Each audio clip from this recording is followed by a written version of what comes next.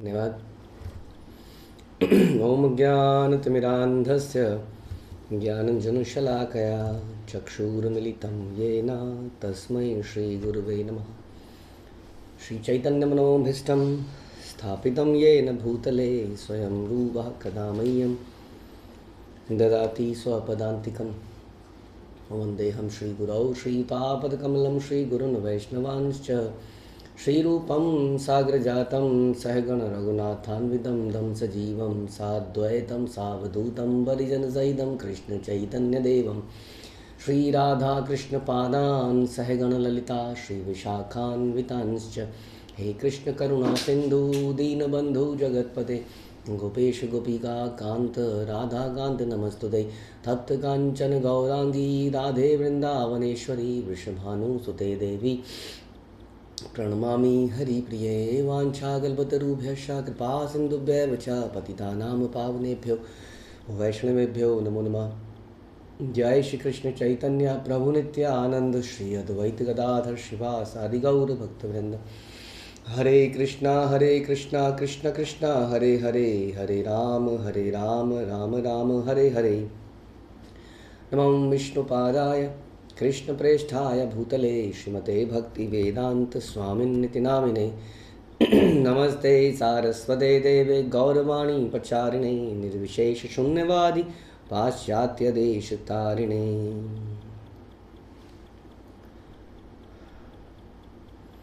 जय जय श्री चैतन्य जयो नित्यानंद जय अद्वैत चंद्र जय गौर भक्त वृंद। जय जय श्री चैतन्य जयो नित्यानंद जय अद्वैत चंद्र जय गौर भक्त वृंद।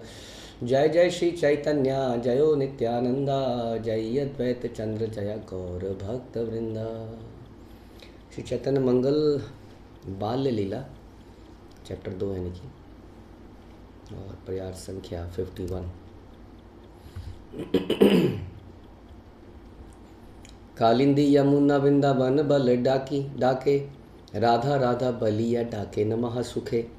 उन्होंने पुकारा कालिंदी यमुना वृंदावन, तब देवतागण भी हर्षोल्लास में पुकारने लगे राधा राधा।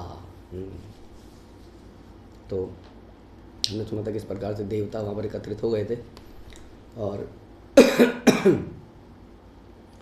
देवताओं से भगवान राधा कृष्ण की लीलाओं का गुणगान करा रहे हैं। तो चैतन्य महाप्रभु का जो प्राकट्य था उसका मुख्य कारण यही था कि वो कैसे राधा कृष्ण के प्रेम में जीवात्माओं को लगाएं, ये उनका मुख्य कारण था। तो विशेषतः राधा रानी के महात्मा, भगवान का माधुर्य रस,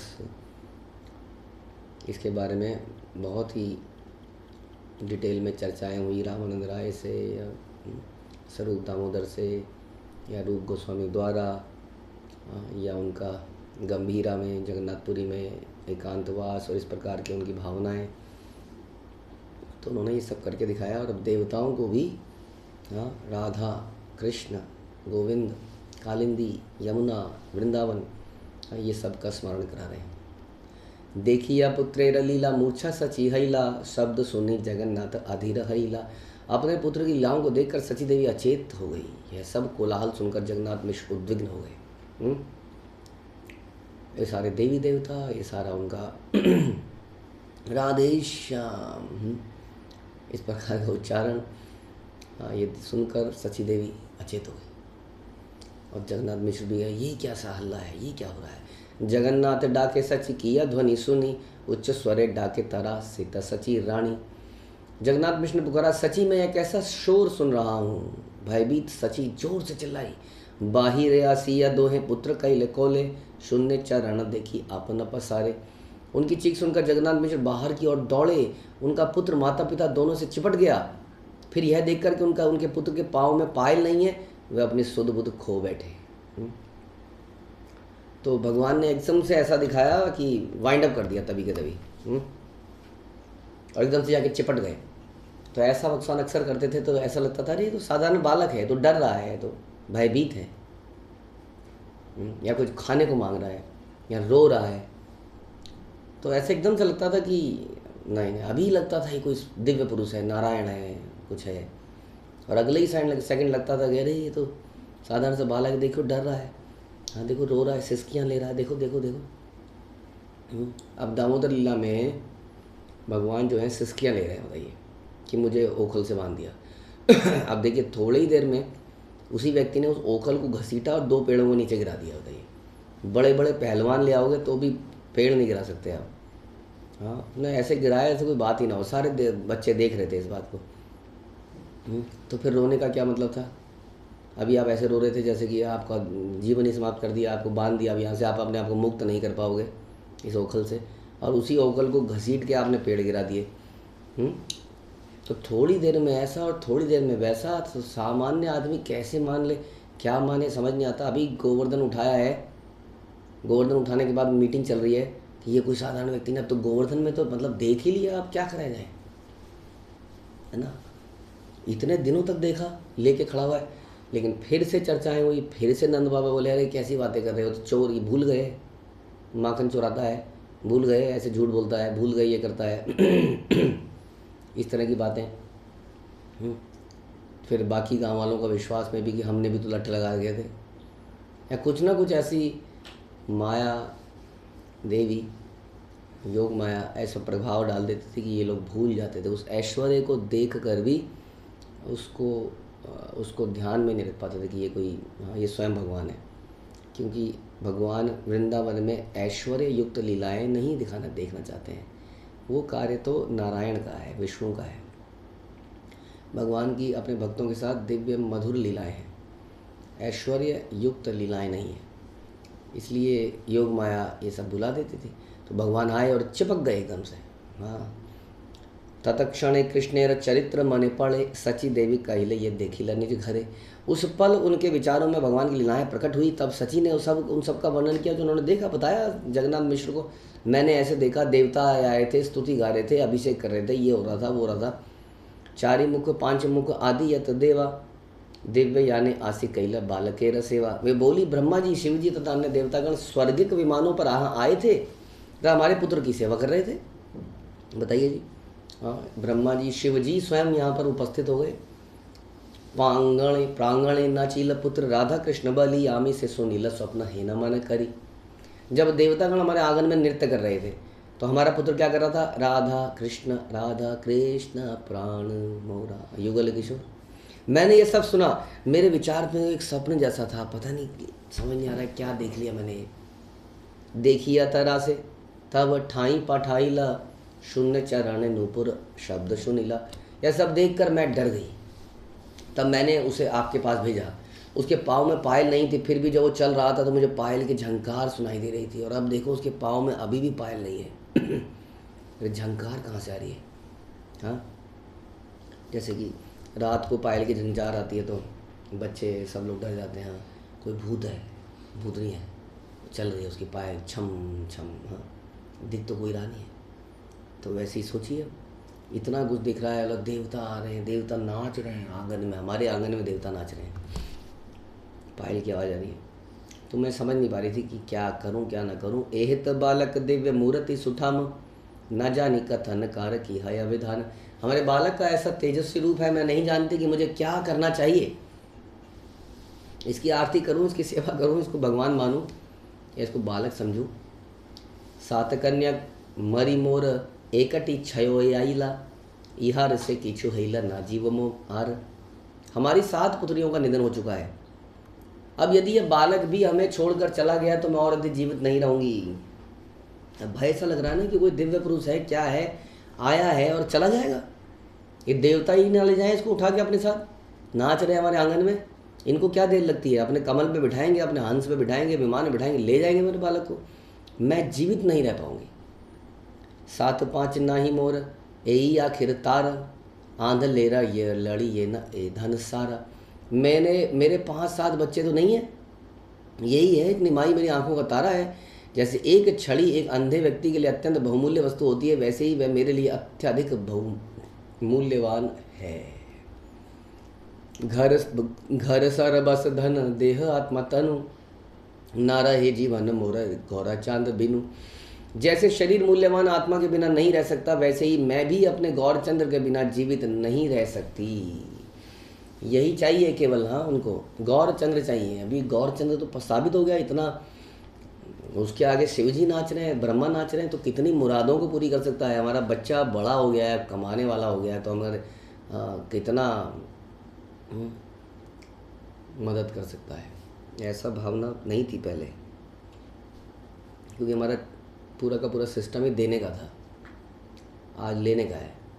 आज बच्चे पे हम इन्वेस्ट करते हैं जवानी तक, और फिर वो इन्वेस्टमेंट को खाना चाहते हैं बड़ा होने के बाद। हाँ, तो ये कल्चर नहीं था। भगवान के साथ भी ये कल्चर नहीं था। सोचिए, भगवान के साथ तो आदमी सोचता ही है ना कि कम से कम उनसे तो मांग लिया जाए, तो कुछ नहीं होगी, कुछ नहीं कह रही कि बस ये चला ना जाए यहाँ से, बस ये यहीं पर है।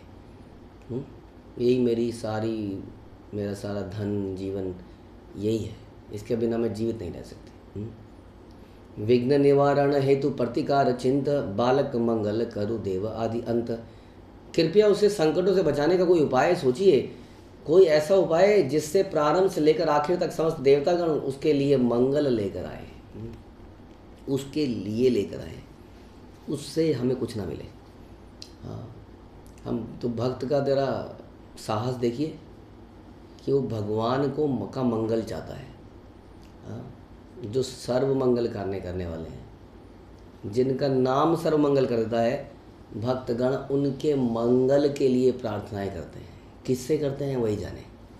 हाँ, कि देवताओं से होते ही। ये भक्त का प्रेम है। कहने का मतलब ये है भगवान के साथ। तो हमें सोचना चाहिए कि हमें भी ऐसे ही भावनाएं हम पैदा करें संसार में, आसपास इधर उधर सब जगह।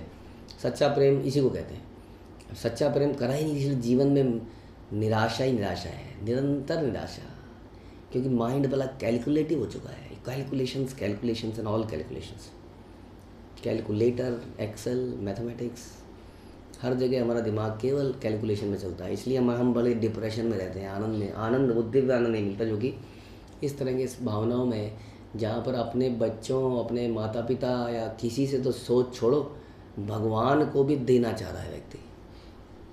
बताइए, भगवान को कौन देता है? तो कह रहे हैं कि तभी देवतागण उनके लिए मंगल लेकर आए। इसी प्रकार से हम कृष्ण लीला में सुनते हैं, गोपियाँ निरंतर पूजा पाठ करती थी, ये इसकी रक्षा हो जाए, इसकी लंबी उम्र हो जाए, किसी तरह से बचा रहे, सुरक्षित रहे। गांव बदल रहे हैं। हाँ, पहले नंदग्राम में गोकुल नंदग्राम वृंदावन, ये सुरक्षित रहे किसी प्रकार से। पूरा कुंभा शिफ्ट कर रहा है ताकि ये बालक सुरक्षित रहे।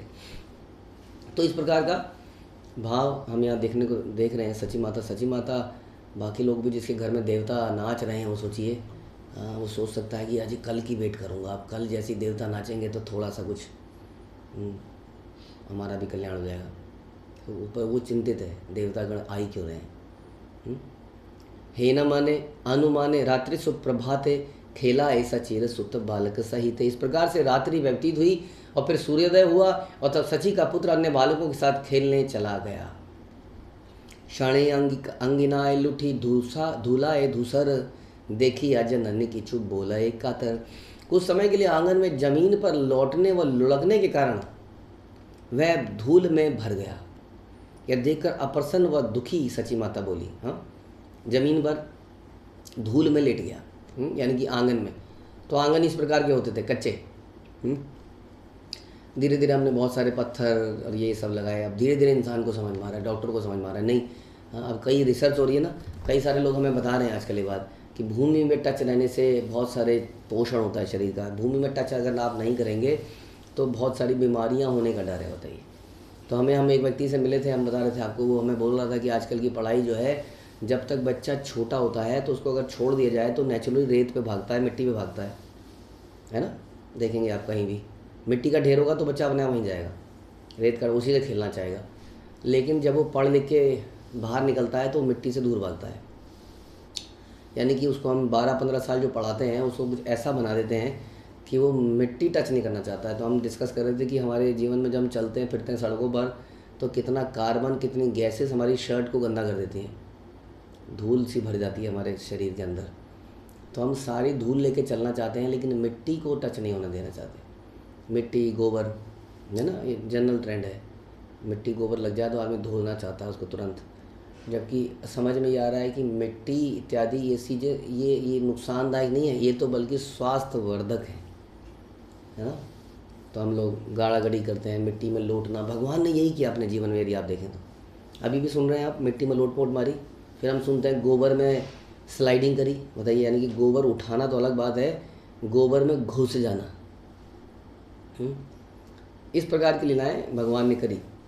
लेकिन अगेन हमारी आजकल की प्रणाली ने हमें इन चीज़ों दूर कर दिया। अब साइंटिस्ट धीरे धीरे क्या बोल रहा है, हमें एक व्यक्ति बता रहे थे कि जो मार्बल हम लगाते हैं इत्यादि, इससे बड़ा सटल लेवल पे कार्बन रिलीज़ होता है। तो ऐसी बहुत सारी चीज़ें हमें धीरे धीरे समझ में आएंगी। ये तो हमने खुद भी देखा था, हमारे बचपन में हमारे घर में एक कुत्ता था बड़े सालों तक, और फिर हमने बीच में फर्श डाल दिया। पहले फर्श नहीं था घर में, बहुत सालों बाद हमने फर्श डाला, तो धीरे धीरे धीरे वो कुत्ता समाप्त हो गया। क्यों? क्योंकि उसके नाखून धीरे धीरे बढ़ने लगे, और नाखून बढ़ते बढ़ते उसका चलना दुभर हो गया, उसको पैरों में बीमारी लग गई और वो मर गया। क्योंकि जब आदमी नेचुरली ज़मीन पे चलता है तो उसके नाखून वगैरह उसके अपने आप ही उस प्रोसेस में घिसते चले जाते हैं। तो ऐसे देखिए छोटे छोटे ये चीज़ें हमें पता नहीं चलती हैं, धीरे धीरे इंसान को समझ में आता है। हाँ, फिर आदमी आर्टिफिशियल, कुत्तों के कोई नाखून काटे जाते हैं, फिर आदमी कुत्ते के नाखून काटने की मशीन रखता है। तो हमें आर्टिफिशियल चीज़ें रखनी पड़ती हैं। हाँ, पहले हम एसी लगाते हैं, फिर हम ह्यूमिडिफायर लगाते हैं, ताकि, क्योंकि एसी बिल्कुल ह्यूमिड ख़त्म कर देगा, वो भी एक समस्या है। थोड़ा ह्यूमिड बनी, एक के बाद एक समस्या को दूसरा टूल, फिर उसके ऊपर दूसरा टूल, फिर उसके ऊपर तीसरा टूल। पहले एयर को पल्यूट करेंगे, फिर एयर प्यूरीफायर घर में रखेंगे। अब सड़कों में घर एयर प्यूरीफायर कहाँ से रखेंगे? तो ये हमारी सभ्यता की समस्याएं हैं। हमें समझ नहीं आ रहा है, हम सोच रहे हैं ये कन्वीनियंसेस हैं ये बड़ा, इसीलिए हमारी कमर में दर्द, पैरों में दर्द, जोड़ों में दर्द, यहाँ दर्द, वहाँ दर्द। मतलब आदमी ख़त्म हो जाता है 30-35 साल में ही आजकल। माताओं की हालत ख़राब है because of this artificial living. But नहीं, हाँ, ये चमक धमक तो चाहिए ही चाहिए। एक लेडी मर जाती है आजकल पूरे दिन में, घर में इतना सुंदर घर बनाती है, उस घर को चमकाने में उसका पूरा दिन निकल जाता है, या स्ट्रेस में रहती है because of lots of maids आई नहीं आई, क्योंकि इतना चमकदार है कि क्या करें। अब उस चमकदार पे तो धूल चढ़ेगी। अब जब गोबर की लिपाई होगी तो धूल दिखेगी नहीं कहीं पर आपको, क्योंकि धूल ही धूल है।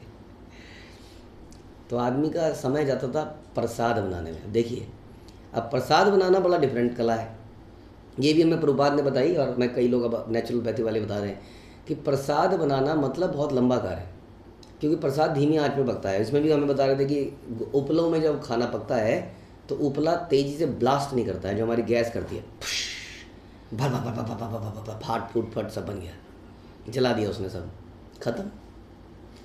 तो प्रसाद बनाने में मैक्सिमम समय लगता था, भोग बनाने में, क्योंकि धीमी आंच में उपला पकता है, उससे जो भी होता है कार्बन वार्बन। अब ये मतलब कितनी स्टडी बताएं आपको। अब हमारे भक्त लोग हमें बता रहे हैं स्टडी करके कि पहले चारकोल से, ये जो कोयले से मंजन करते थे। मुझे आज भी याद है, जब मैं छोटा था बिल्कुल, तब टीवी में ऐड आता था कोलगेट का, तो दिखाते थे एक चद्दर पर कोलगेट को रगड़ रहे हैं उसको, मतलब, और एक पे कोयले को रगड़ रहे हैं। तो कोयला जो ऑब्वियसली काला काला दाग छोड़ दे रहा है, निशान मार दे रहा है, इस प्रकार से दिमाग में भरा गया कि कोयले से आपके दांत काले हो रहे हैं, और ये देखिए ये पेस्ट है वाइट कलर का, इससे आपके दांत सफ़ेद हो रहे हैं।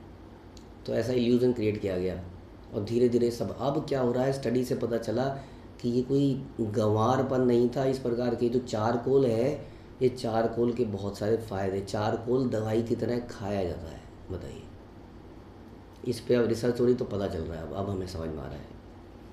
अब तो कहने का मतलब ये सारा प्रोसेस तो उसी जो गैस का उपला था वो जलता था गोबर का, धीमी आंच में खाना पकता था। तो खाना बनाना मतलब लंबा काम, धीरे धीरे एक चीज़ बनेगी। और घर की सफाई मतलब फटाफट जितना हो जाए, वो एक एक शोकेस में एक एक चीज़ लगा देना, फिर उसको चमकाना, ये प्रचलन नहीं था। क्योंकि ये हमारे जीवन में, हमारे स्वास्थ्य सबसे इम्पोर्टेंट है, भक्ति और स्वास्थ्य, है ना, डिवोशन एंड हेल्थ, इसमें समय सारा जाना चाहिए हमारा, है ना। तो हेल्थ रहती है जब हम इस प्रकार का जीवन बताते हैं, तो चलते हैं फिरते हैं, खाते भी अच्छा है। तो ये है हमारा। आदमी कितना भी अच्छा घर बना ले, यदि उसकी हेल्थ अच्छी नहीं है फिज़िकल, तो वैसे दुखी रहता है। और यदि उसकी मेंटल हेल्थ ठीक नहीं है, बिकॉज ऑफ स्पिरिचुअल आदमी की मेंटल हेल्थ ठीक रहती है, तो भी वो सुखी नहीं है। तो इस प्रकार से हम लोग कहीं गलत रास्ते पे चले गए।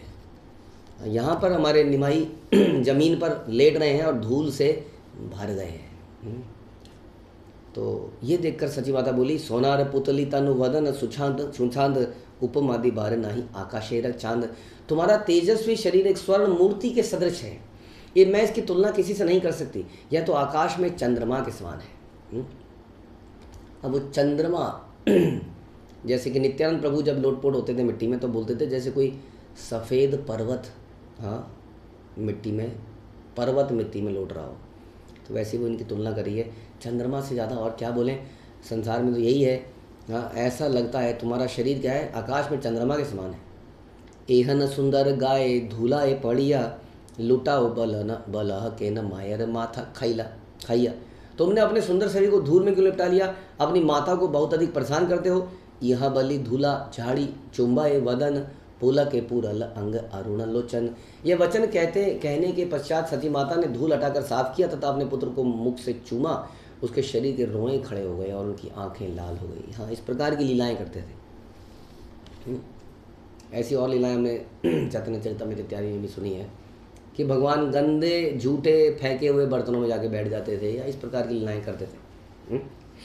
या जैसे हमने बताया स्वयं भगवान गोबर में धूल में खेलना खालना चलता रहता। तब यार कत दिन सचिर नंदन वयस्य सहित करे बाहिर पर्यटन।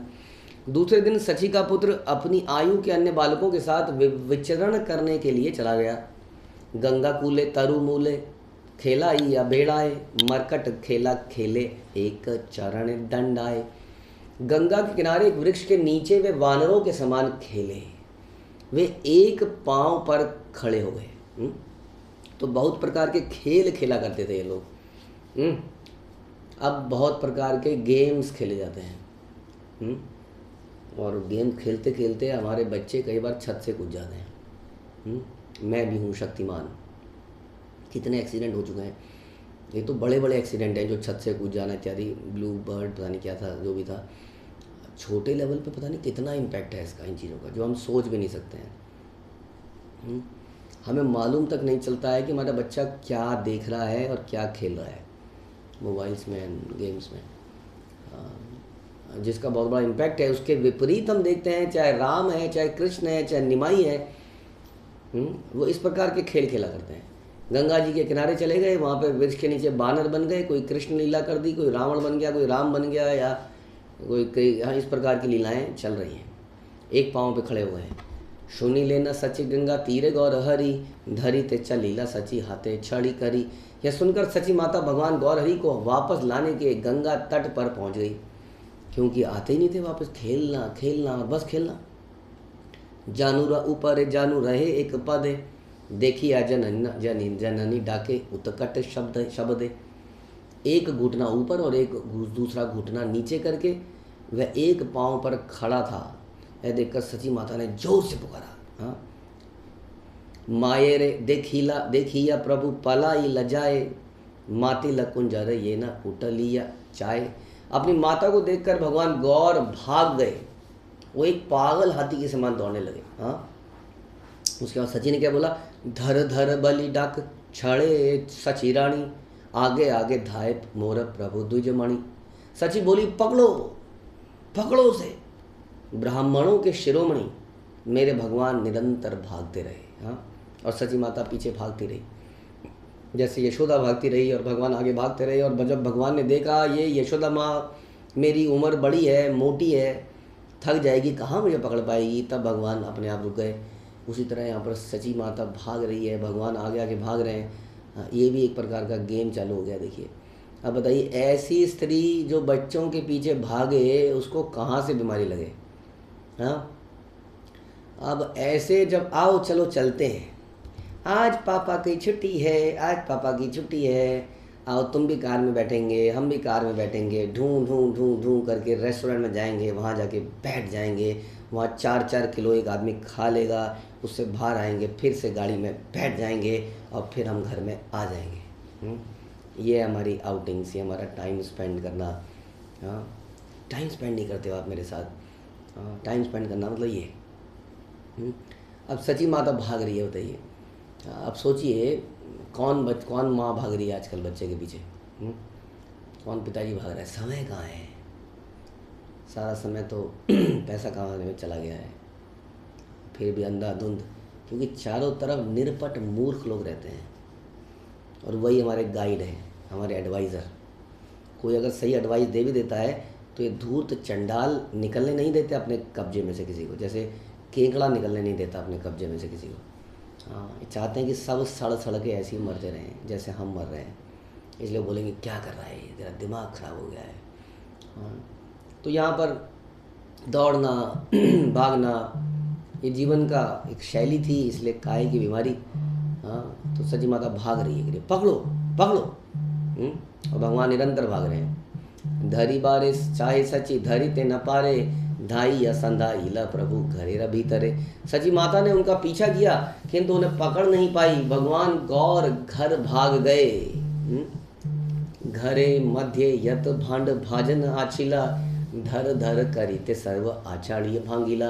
एक बार घर पहुंच गए तो उन्होंने प्रत्येक पात्र व प्रत्येक बर्तन को तेजी से झपट कर फेंका और सब तोड़ डाला। हाँ, लो मुझे भगाया तुमने। अब घर में आके क्या किया? सारे बर्तनों को तोड़ने लगे और सारे बर्तनों को फोड़ने लगे। हाँ, अब अक्सर बर्तन भी मिट्टी के बनाए जाते थे। हाँ, अब मिट्टी में बनाने के बारे में क्या बोलें, उसकी इतनी विशेषताएं हैं, बहुत विशेषताएं हैं। जगन्नाथपुरी में आज भी मिट्टी के बर्तनों में खाया जाता है। अब जो हम मिट्टी के बर्तन बना रहे हैं वो मिट्टी के बर्तन प्रॉपर मिट्टी के बर्तन नहीं है, उसमें कितने केमिकलों का लेप लगा दिया और सुंदर चमकता हुआ दिखता है। शहरों में सब कुछ चमकता हुआ दिखना चाहिए, दीवार भी चिकनी चमकती दिखनी चाहिए, चेहरा भी चमकता दिखना चाहिए, बर्तन भी चमकते, इसलिए हर चीज़ पे कुछ पोतना पड़ता है। हर चीज़ पे, दीवार पे भी कुछ स्पेशल पोतना पड़ता है, चेहरों पर भी, बर्तनों पर भी, और फल पर भी, सब्जी पे भी पुता हुआ मिलता है। इसलिए चिकना दिखना चाहिए सब कुछ, वो सब कुछ नकली होना चाहिए। अब जब नया पत्ता उगता है ना, नया पत्ता तो चिकना होता है, नया बालक पैदा होता है तो बहुत सुंदर चिकना होता है, लेकिन समय के साथ उसका चिकनापन ख़त्म होता है, उसमें डिफरेंट तरह की गंभीरता आगे निकलती है।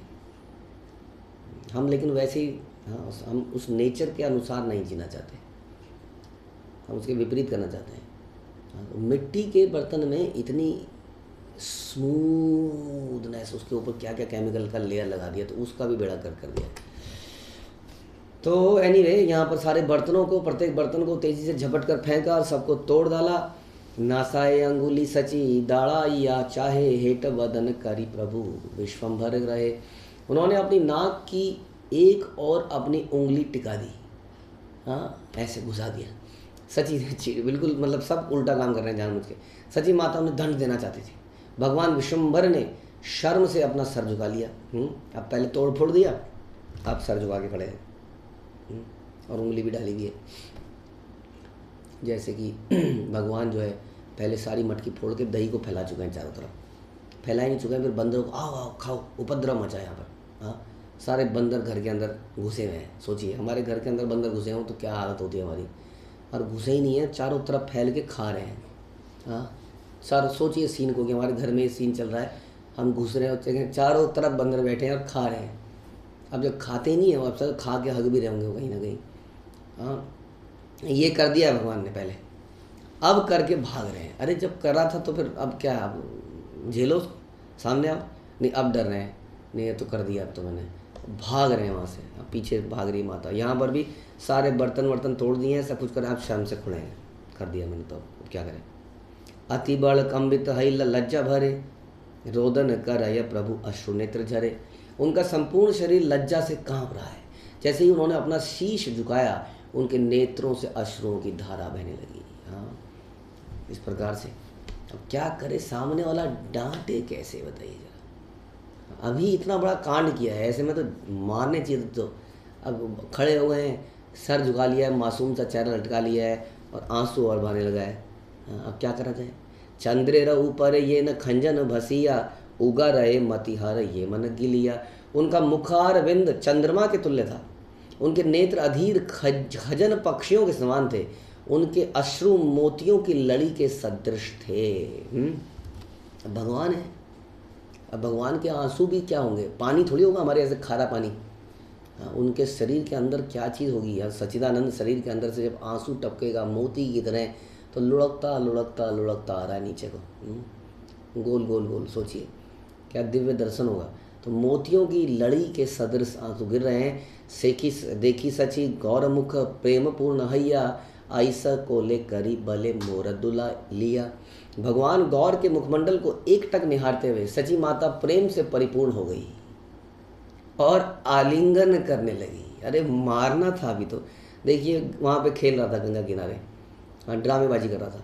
जब मैं पकड़ने गई तो वहाँ से भाग लिया, दूसरा गड़बड़। इतनी हमारी बूढ़ी माता को भगाया, वो भाग के घर आती है चिंता में, तो यहाँ पे बर्तन फूटे हुए दिखते हैं। अब इसने ऐसा, अब कोई डांट नहीं, कोई फटकार नहीं, उनको आलिंगन कर लिया। अब आलिंगन करके बोली क्या, मेरे दुष्ट बालक। बताइए, यानी कि डांट रही है, लेकिन क्या ये डांट रही है? अब कैसे मुंह से निकल रहा है मेरे दुष्ट बालक, और आलिंगन कर रही है। प्रेम में ऐसी गदगद हो गई, क्या बोले। ये है भगवान की ऑल अट्रैक्टिव कृष्ण। उनका अट्रैक्शन इतना ज़बरदस्त है कि कोई उन्हें डांट भी नहीं सकता है, चाहे तो कुछ बोल ही नहीं पाता है। जैसे राधा रानी गोपियाँ उन्हें बोलती हैं, डांटते डांटते कहते नहीं, लेकिन इसके बिना ना रह भी नहीं सकते हैं। तो मेरे दुष्ट बालक करी करे धरी कोले करी भले सचिरानी, घर बसर बस याऊ तुम्हारे निछनी।